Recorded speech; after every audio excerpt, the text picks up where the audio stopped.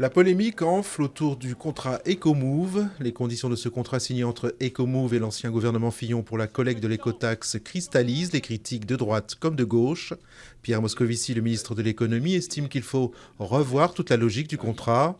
L'ancienne ministre de l'écologie du gouvernement Fillon, Nathalie Kosciusko-Morizet, maintient que le contrat avait été passé dans les règles. Après une victoire qualifiée d'historique par l'armée congolaise contre la rébellion du M23, Kinshasa annonce une offensive contre les rebelles hutus rwandais. Les forces démocratiques de libération du Rwanda, FDLR, sont composées de réfugiés rwandais, arrivés après le génocide contre les Tutsis en 1994. Leur objectif, renverser le régime de Kigali. Il serait entre 1500 et 2000. L'UFC Que Choisir porte plainte pour pratiques commerciales trompeuses contre Orange et SFR, en cause leur communication sur le réseau mobile 4G.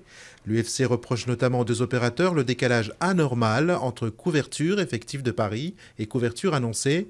Pour exemple, la couverture constatée serait de 79% pour Orange et 75% pour SFR, toujours selon l'Association de défense des consommateurs. La ville de New York sur le point d'effectuer un virage à 180 degrés. Bill de Blasio, 52 ans, devrait être élu nouveau maire de la ville, scellant ainsi le retour des démocrates après 24 ans d'absence. L'ancien conseiller municipal de Brooklyn est résolument ancré à gauche. Il a déjà promis une rupture franche avec la politique de Michael Bloomberg, au pouvoir depuis 12 ans. Un Chagall parmi les centaines d'œuvres retrouvées en Allemagne. Le parquet d'Augsbourg a dévoilé la nature d'un trésor de quelques 1400 œuvres d'art. Picasso, Renoir, Toulouse-Lautrec, Courbet. La liste des artistes figurant dans cette collection est longue.